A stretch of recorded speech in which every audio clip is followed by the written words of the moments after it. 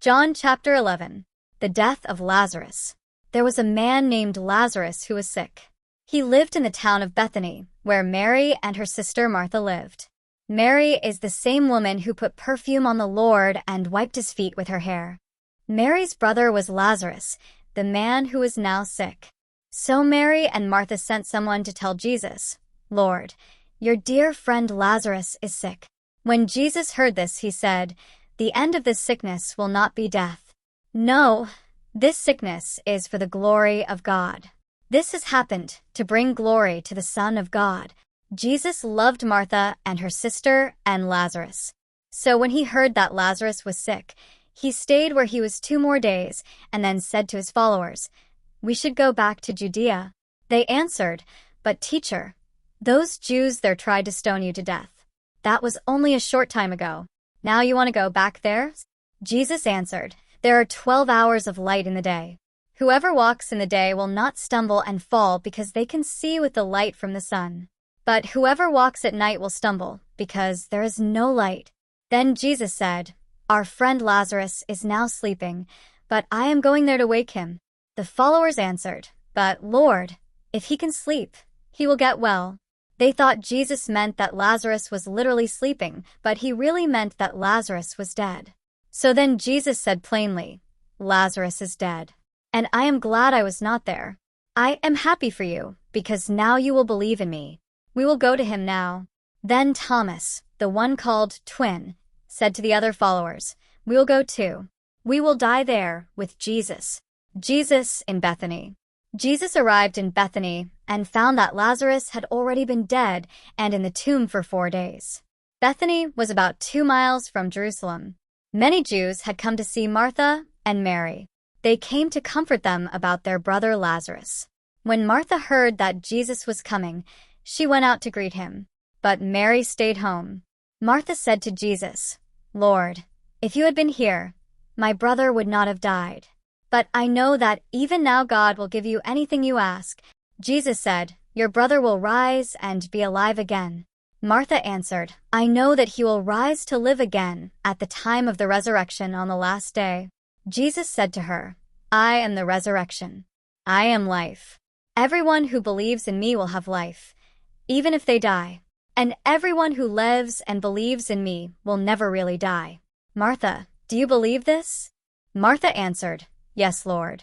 I believe that you are the Messiah, the Son of God. You are the one who is coming to the world." Jesus cries. After Martha said these things, she went back to her sister Mary. She talked to Mary alone and said, "The teacher is here. He is asking for you." When Mary heard this, she stood up and went quickly to Jesus. He had not yet come into the village. He was still at the place where Martha met him. The Jews who were in the house comforting Mary saw her get up and leave quickly. They thought she was going to the tomb to cry there. So they followed her. Mary went to the place where Jesus was. When she saw him, she bowed at his feet and said, "Lord, if you had been here, my brother would not have died." When Jesus saw Mary crying and the people with her crying too, he was very upset and deeply troubled.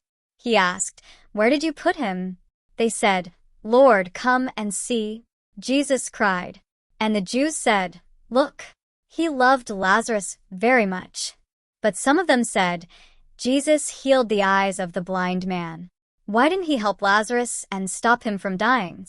Jesus raises Lazarus from death. Again feeling very upset, Jesus came to the tomb. It was a cave with a large stone covering the entrance. He said, "Move the stone away." Martha said, "But, Lord, it has been 4 days since Lazarus died. There will be a bad smell." Martha was the sister of the dead man.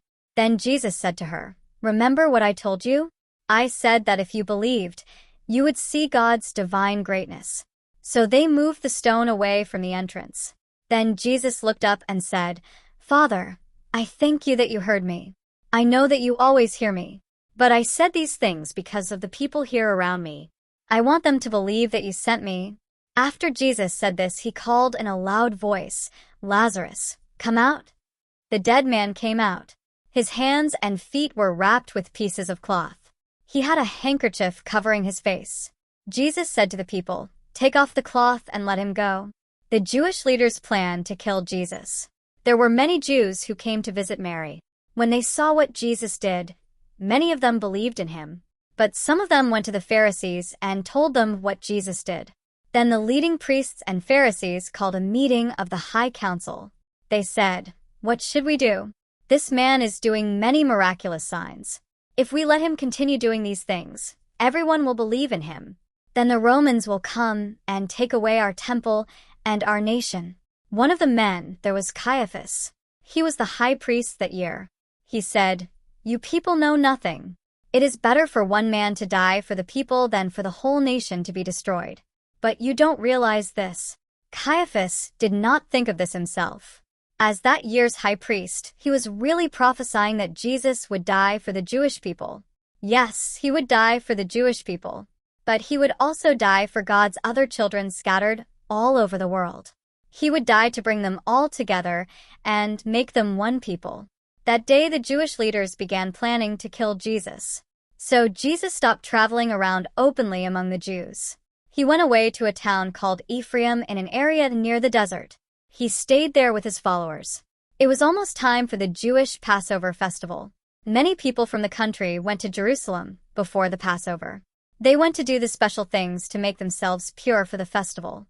The people looked for Jesus. They stood in the temple area and asked each other, "Is he coming to the festival? What do you think?" But the leading priests and the Pharisees had given a special order about Jesus.